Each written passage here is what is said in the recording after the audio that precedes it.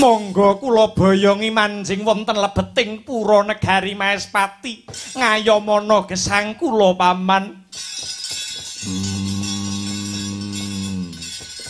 Wiwit saksedane ibuku Renuka aku wis wegah awor manungsa. Uripe Bargawa mung mapan ana tengahing alas manunggal kelawan satu wana. Aduh paman. Keparenga paduka nyawiji dados ajuga mapan wonten negari Maespati mriki paman. Aku ora gelem nyanding kamulyan. Aku ora gelem kawibawan. Aku wis sumpah moh cedhak karo satriya. Nadyan satriya mau isih sedulurku dhewe. Mergo jiwa satriya kuwi sejatine leleteking jagat panusmane jaji laknat. Batine lan ucape babar pisan ora tau gathuk. Ngerti yo. Saksedane Renuka ibuku. Sapa wae sing dadi satriya kuwi kabeh dadi mungsuhe Bargawa.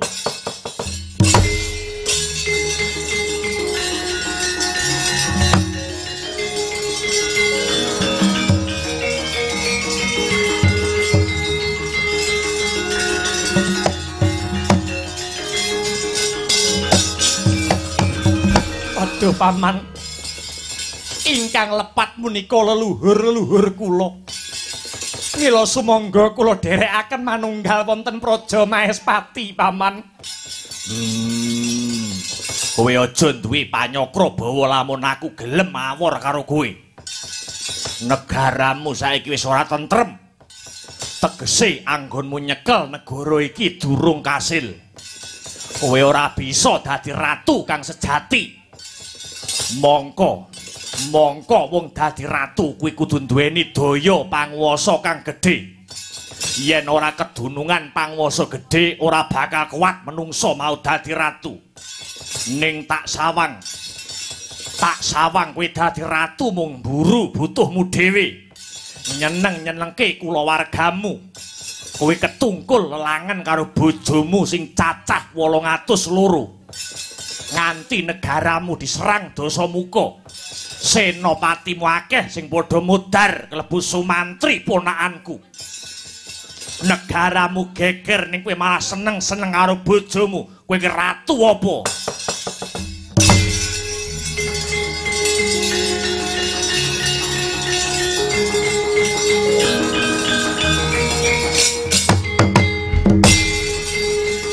Sinuwun.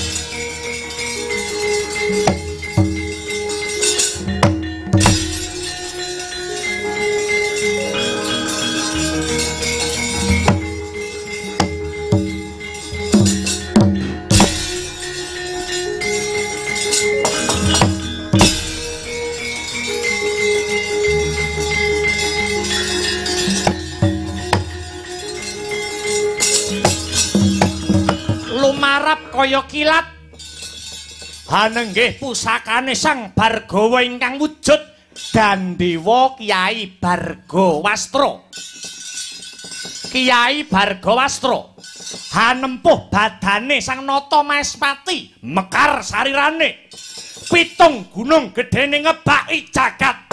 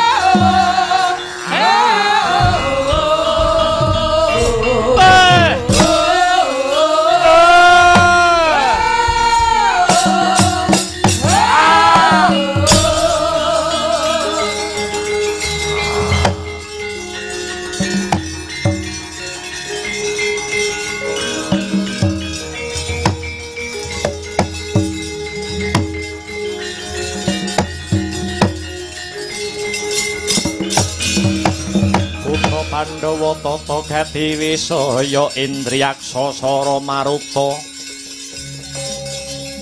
Pawana Bana Margana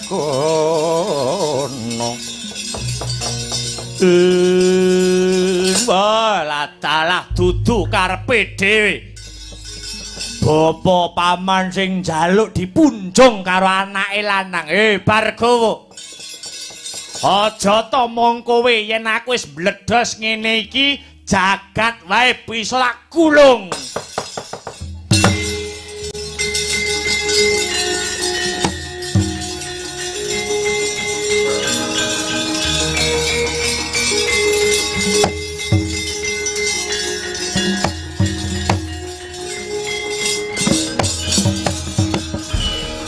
Wong iki lahing sekaring bawana langgeng.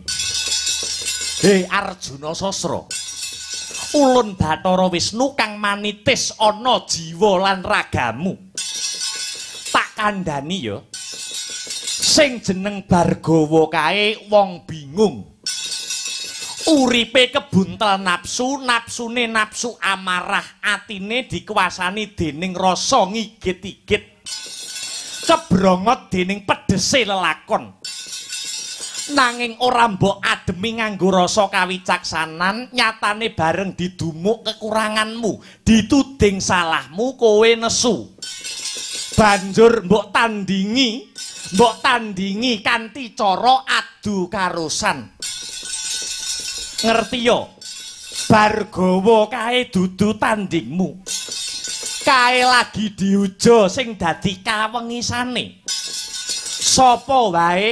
sapa wae wektu iki sing wani nantang karo Bargawa padha wae karo masrahke patine kepeksa penulun nuncat saka jiwa ragamu Arjuna Sasra.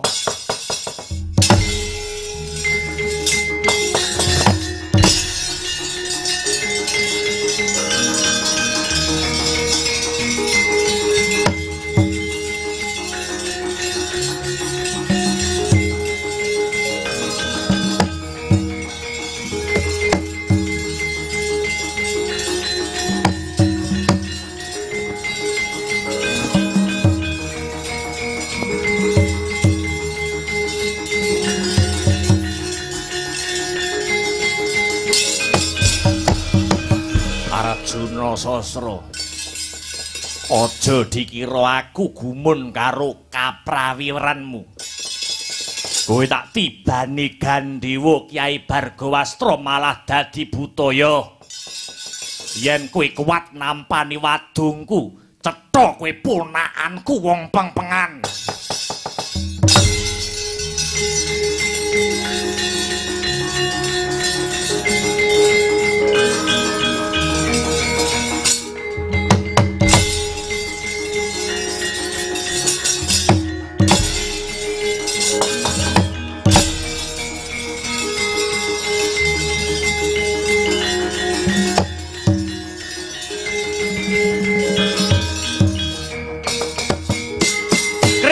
Sang Bargawa nguncalke wadunge tan waspada sang Arjuna Sasra ketaman wadung Kyai Parasu dadi lan patine gugur pecah ngadeg risang Arjuna Sasra sigar dadi loro.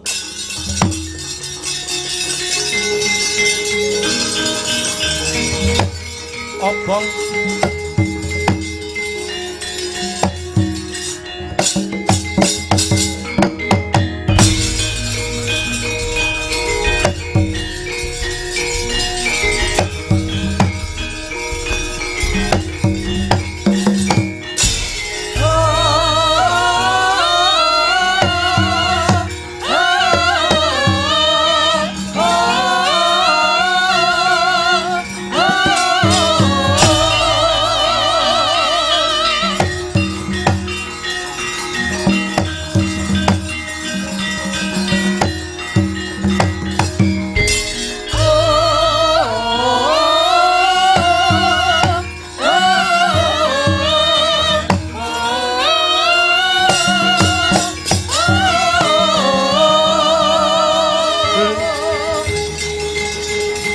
ora mikir.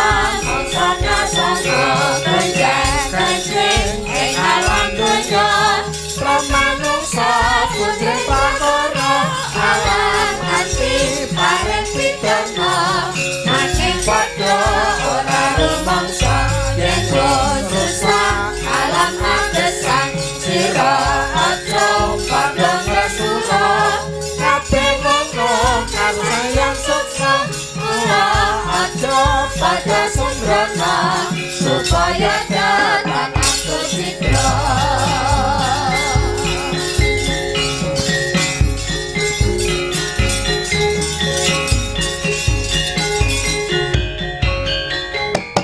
Jumegluk horeg gegirisi, guruh guntur gumleger, genjot gonjang ganjing ubengi jagat saya tuwa. Menangi jaman rebutan Raja Brana, akeh wong kang padha kalimput melu-melu tumindak nista, padha ra eling yen urip iku ora mung upaya Raja Brana nanging uga ngesti kamulyan ing tembe wingking. Apa to tandane? Ajaran suci disingkiri, kahanan ingkang nyata digawe sandiwara. Gendro ora mendo gawe cilakane wong liya. Watak jahat saya nekat mula akeh kawula sing padha keserakat. Merga para priyagung akehe padha ngaji pumpung. Nayaka padha numpuk bondo. Senopati padha wedi mati sing duwe pangkat ora kena nggih kiblat. Merga gegaran niat jahat golek nikmat sing tanpa ragat. Bandane rakyat digawa minggat ora iso mbedake endi sing apik endi sing jahat. Wong cilik dadi keserakat ora kuat nanggung abote brayat, mula akeh bojo sing padha dipegat. Nayakane jaje laknat punggawane ndak nduk kaya wong ora niat. Wakile bangsat senopatine keparat, ratune ela-elu ora duwe adeg-adeg sing kuat. Mula negarane kaya arep kiamat. Dadi pengarep ora gelem tombok, weruh wong mlarat mripate mung mlerok, ora gelem ndelok kawulane sing pating plorok. Uripe rekoso ora ana sing dimplok, wong cilik mungkon mangan sego bosok, ewadene sing duwe kuwasa isih mentala nampa saga. Uripe nglongok golek bondo ngoyok, ngawur waton ketok saben kutha duwe wong wedok. Ora nggugu wong alok saben dina dolanan bocah wedok, nuruti wong ayu ngudangi ana anggra. Nek dituruti mesti wae medhotke boyok. Manjing wanci gara-gara kadya tirta kencana perbawane.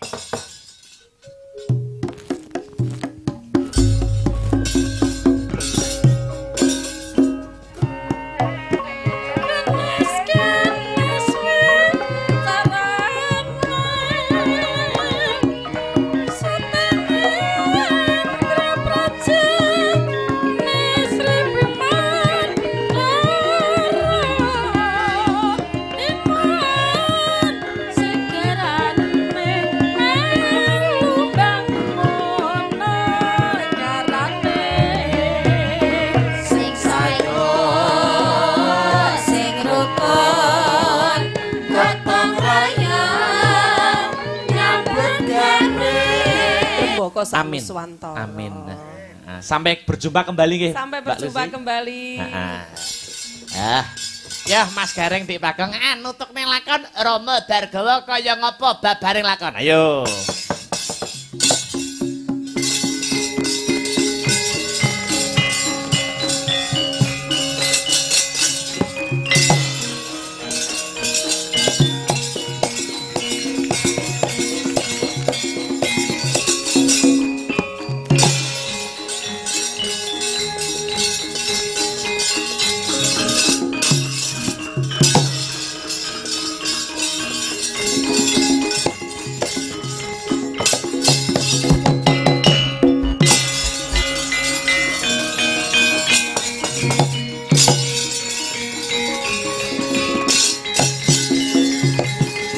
Gumantining dina, gumantining sasi miwah taun.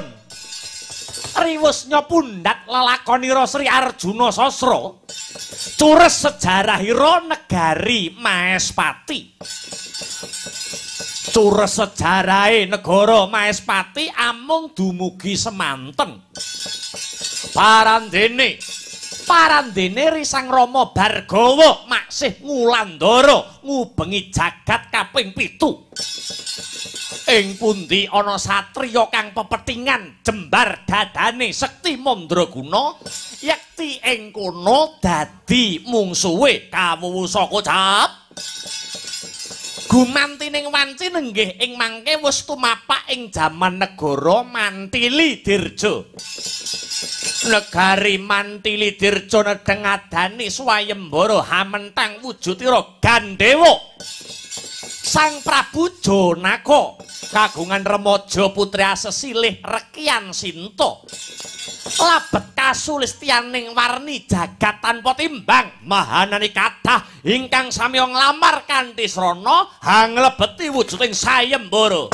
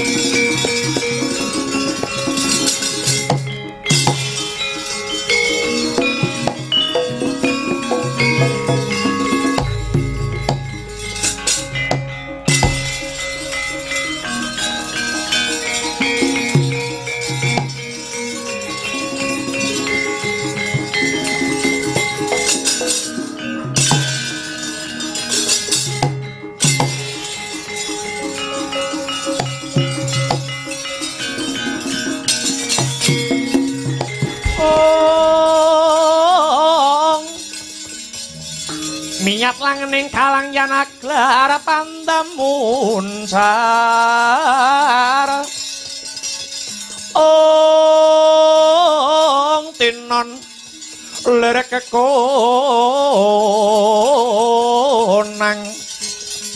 surem sorotetan padang kasor lan pajaharing purnameng gegono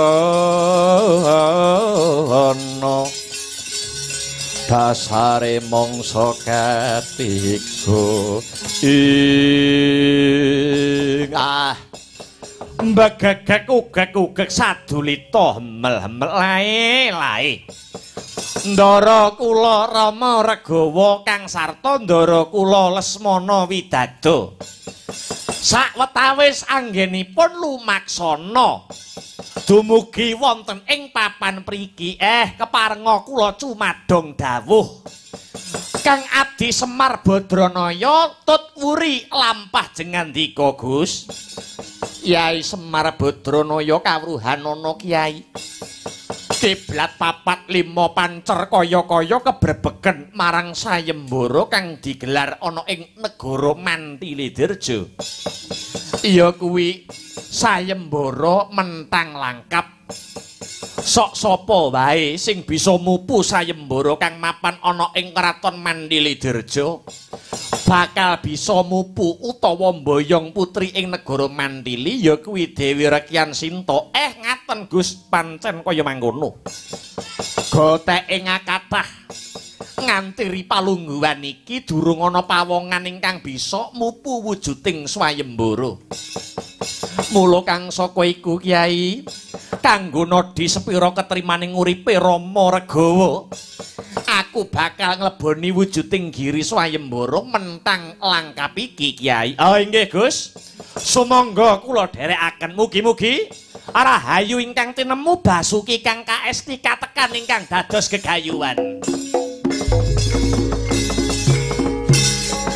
Sikra kang bala tumingal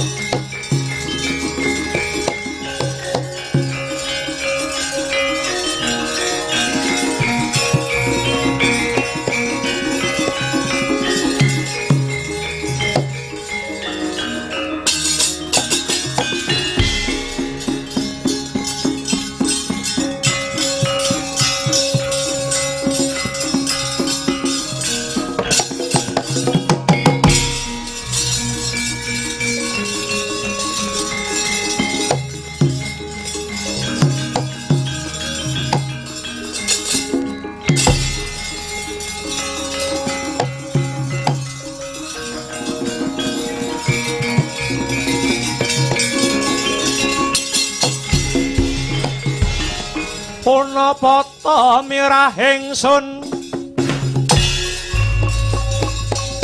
prihatin pas pakung mijil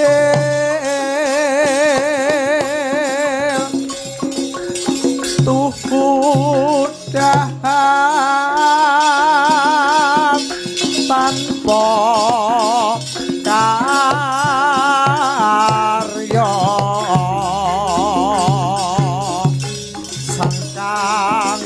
makan Gusti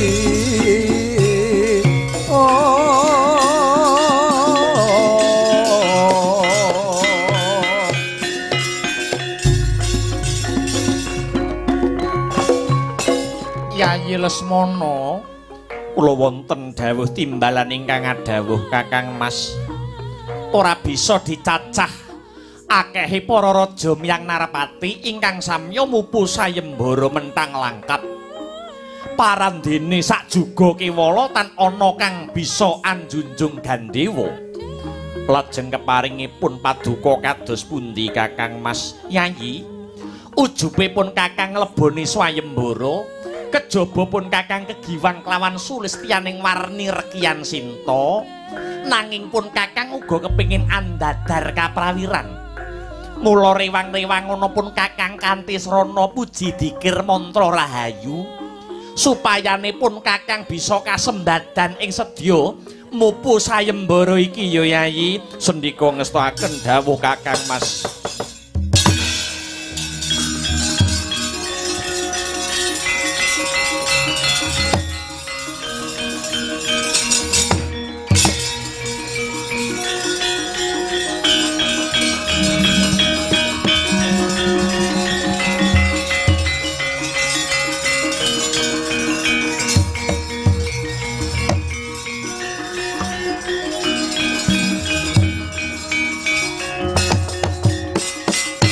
Wiwusnya sang Raden Rama jumangkah ing madyaning blabar kawat janget cinencang sinurak ger dening para raja Myang Narpati megeng napas lan ubus meminta sehing Bathara Luhung lon-lonan kang asta hamentang kang Gandhewa sakala ana swara del jinunjung sinurak ambata rubuh pinentang Gandhewa gumrit swarane saking rosane pamentang sakala tugel tel dadi loro Gandhewa pusaka mantili dirja pating celinguk sangya para raja Narpati ingkang ngawuningane kasektenira sang Abagus dadya mangkono tumindake sang Rama Regawa akarya cingak kang samya mulat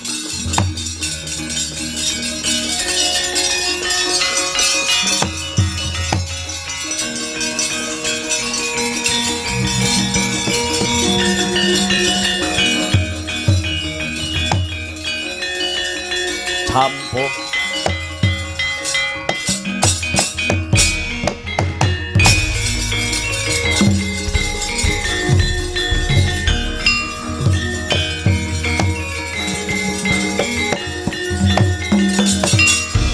yo sorak maburahan campuh sajroning kan babela negara yo ayo aja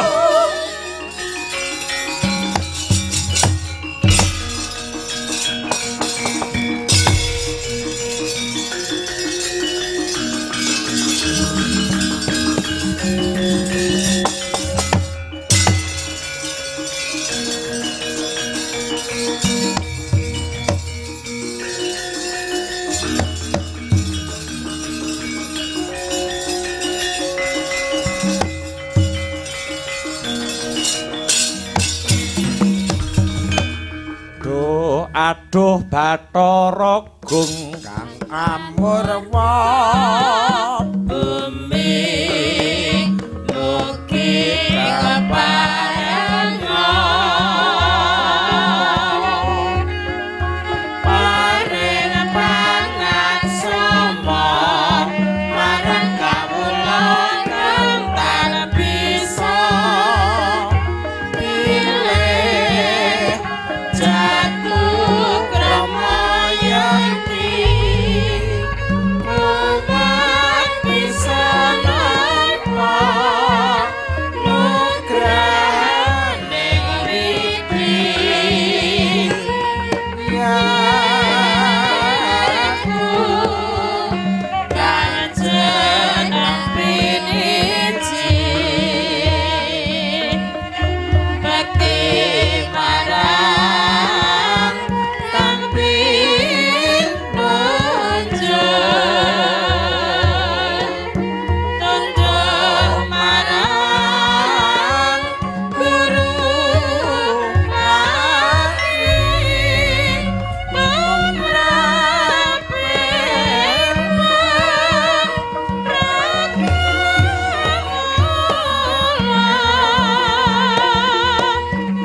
Nyaya Mamur Mamur Wali Mamur saja kini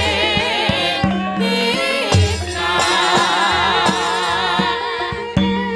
hamba pergi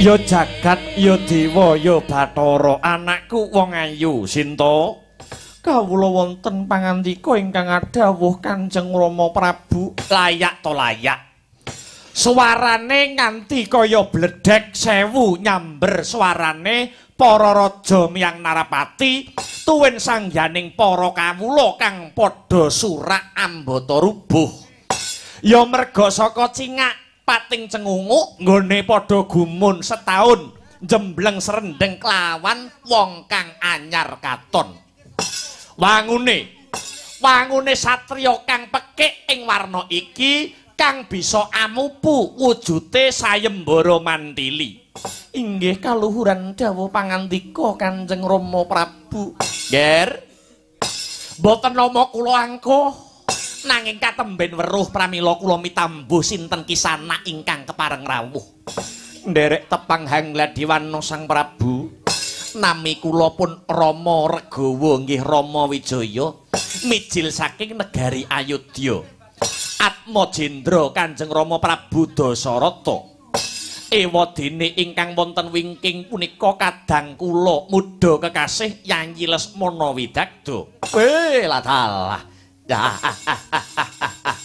Jagat wasisaning Bathara jagat. Wah, bejo kemayangan dene gesang kula badhe kinayoman dening Sang Hyang Wisnu. Awit wiwit linairaken brol saking Guwa Garba wonten titikanipun. Labet ucape para nguni kang sarta para pinisepuh bilih jengandika anak angger Rama Regawa menika dados sasananing Sang Hyang Wisnu. Sinta bejo kemayangan jeneng sira Nini. Sinuwun lajeng kados pundi kepareng paduka. Waduh nger, waduh. Mboten dadak ngaping kalih dinten menika badhe kula dhaupaken lan kula borongaken anak kula pun Rekyan Sinta jumbuh kalian pawarta ingkang sampun sumebar. Bilih sinten kemawon ingkang saged mupu swayembara mentang langkap mantili. Kuwawa mboyong putri Mantili Dirja.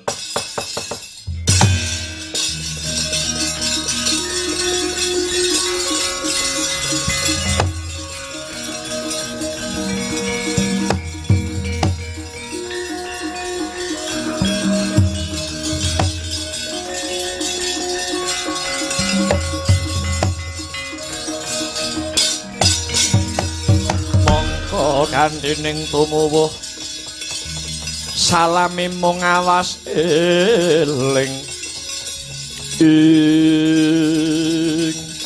wonten tetembungan sawergung asirah janma mangsa baranga jengandika angger Rama Regawa. Sawetahipun anak kula pun Rekyan Sinta kula pasrahaken dumateng jengandika anak angger Rama Regawa. Ingkang dinten sakmangke sampun kasembadan mupu sayembara mentang langkap.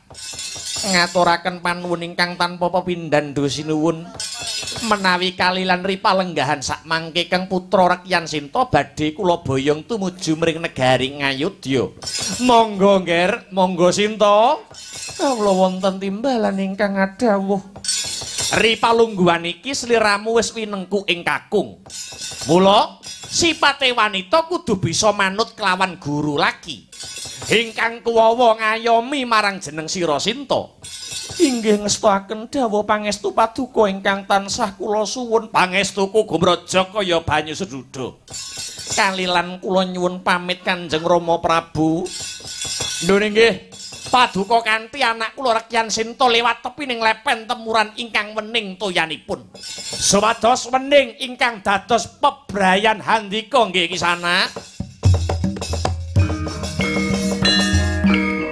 Tumaling siji cengkolek sakone kura rame amalungi matandani wancine konjaka enja ingkang panjerina mencorong lewang ajar mring projang ayu kumandang makarya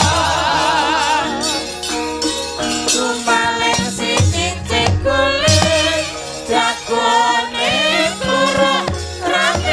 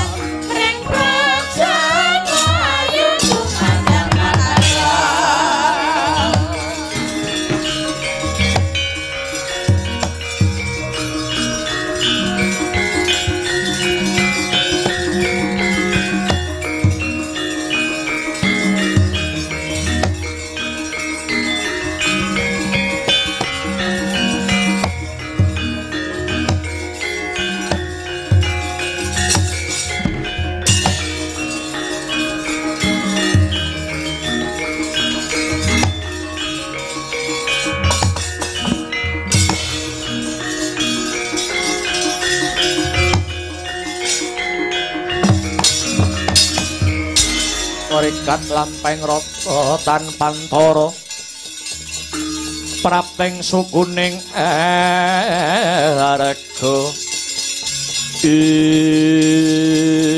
wis manjing ana pagedhonganing rata temanten anyar nenggih Rekyan Sinta ingkang sampun kadhaupaken dening putra Ayodya Sang Lesmana widagda wis mapan wonten pakusiran sineblak wani kanang kuda mobat mabit punang cambuk ngenani pok gantanging kuda kirik wulu jegrek kuping jepiping buntut jelentar weteng mlendong kuku manceping bantala ngemprang kaya kidang nglumba kaya ula naga dasar ingkang anyalirane kusir wujute sinatriya pramila banter genya ngendhalane rata sacengkang kaya ambah bantala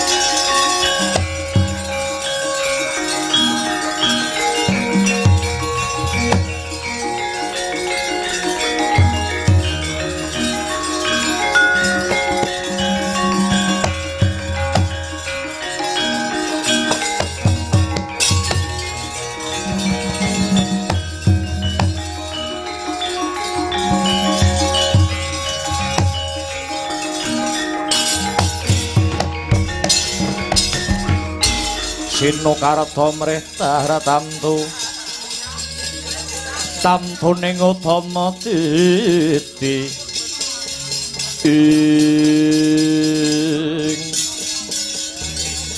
ana pawongan kang ngandhek lakune rata isanak sira iku sapa kowe durung tau ngerti aku ya aku kang kekasih Rama Bargawa aku putra Nata Ayodya putrane Kanjeng Rama Dasarata Raden Rama Regawa ya Rama Wijaya kekasihku Rama Wijaya kowe kondhang anake ratu duweni kasekten kang linuwih pinunjul ing apapak mrojol ing akrep aku krungu kabar sing bisa mentang Gandhewa Mantili iki kowe ya dasar kaparanyata arep apa Rama Bargawa kowe bisa mentang Gandhewa Mantili nanging yen kowe ora bisa mentang Gandhewaku nganti putung kaya Gandhewa Mantili aku durung gelem ngakoni yen kowe Rama Wijaya pengawakaning Sang Hyang Wisnu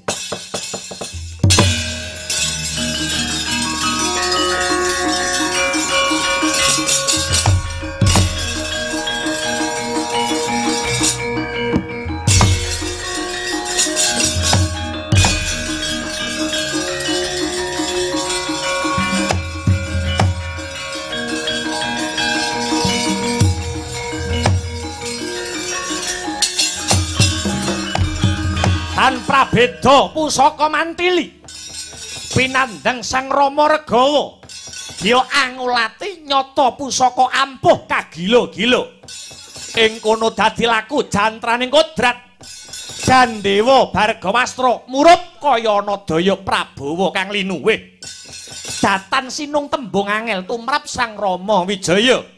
Ginunturan kidung suci mantra rahayu.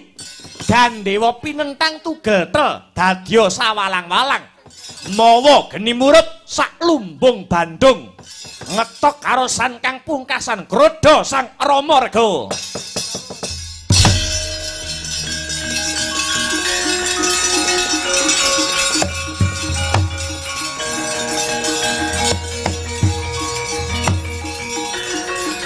Jiwa mancing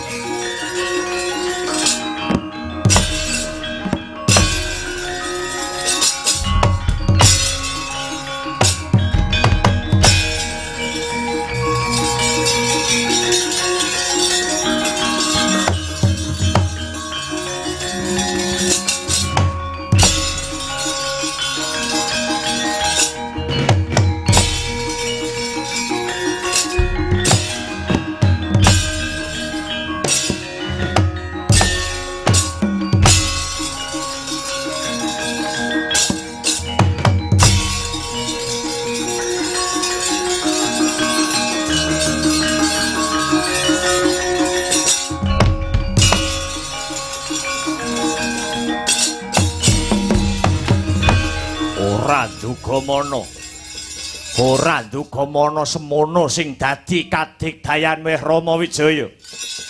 Ayo apa abamu? Kepeksa aku tegel karo kowe. Tibani senjata pamungkas wadung Kyai Parasu mbuh dadi apa?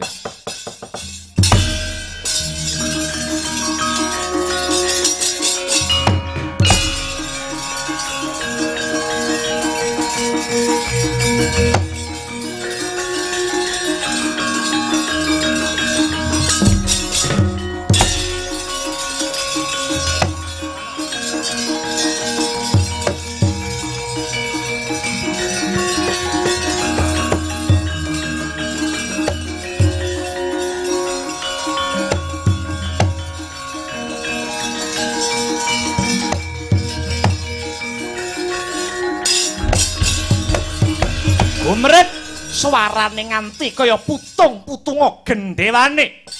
Kumelap mawa cahya amblerengi murup bedore nenggih pusaka pamungkas permati Sang Rama Wijaya. Nratas wadung Kyai Parasu ambyar mawur dadi glepung.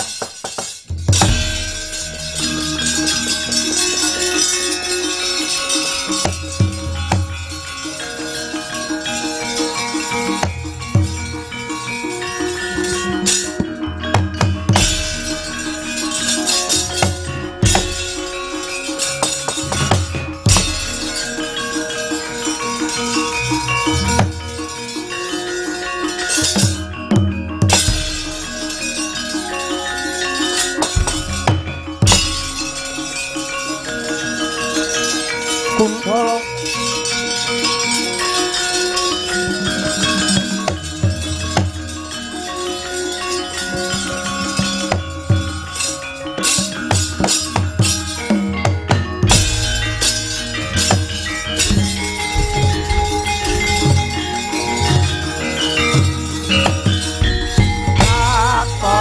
Gusti Kundala Kantara Kencak Samudra Prarencana Khusus Esok Orang Jaga Kebaikan Jaga Pradipta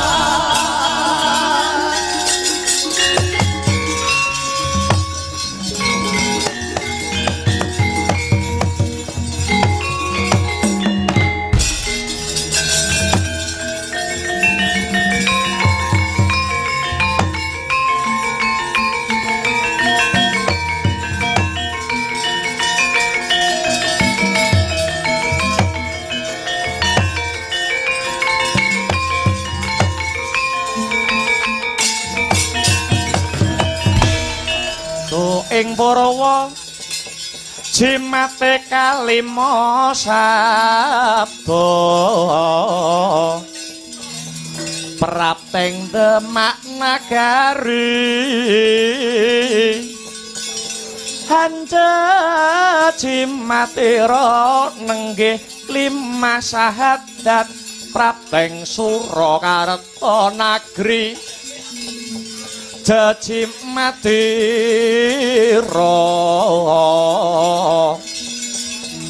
uang kertas kantining urip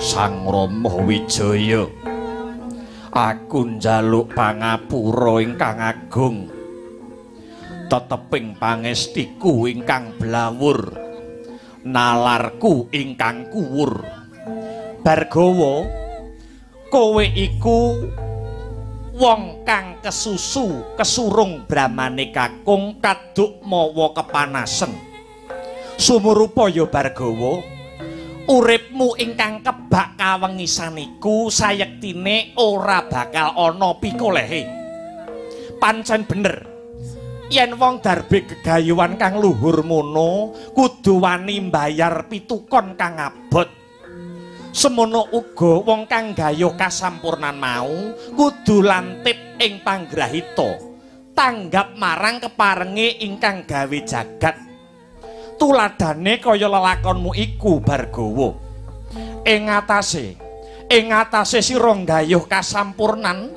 nanging bareng ana coba tumeka ibumu laku bedang bapakmu ora jejeg adeg-adege Sentana Maespati akeh kang padha ngrusak pager ayu nuli bebutek kasatriyane wong atuwamu nalika semono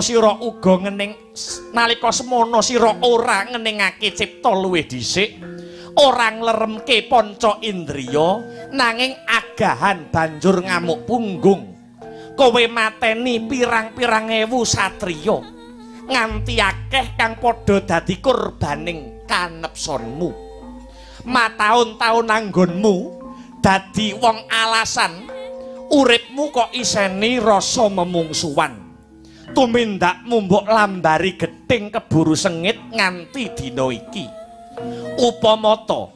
upamata langkap lan wadungmu ora tak remuk sira mesti isih kedlarung-dlarung Bargawa yen sira nyata kepengin golek dalan kasampurnan dudu kono dalane nanging wiwit dina iki walien paningaling batinmu kang butek seramakno uripmu kanggo melu memayu hayuning jagat kasekten kadigdayan lan kasucenmu mara gage wulangna marang darah satriya dimen bisa ndandani nalar kang bubrah njejekake iman kang doyong aku percaya yen to sira gelem nindakake tuturku iki ora suwe maneh mesti bakal ketemu kang mbok gayuh yaiku mati sampurna jalaran diwiwiti saka urip kang sampurna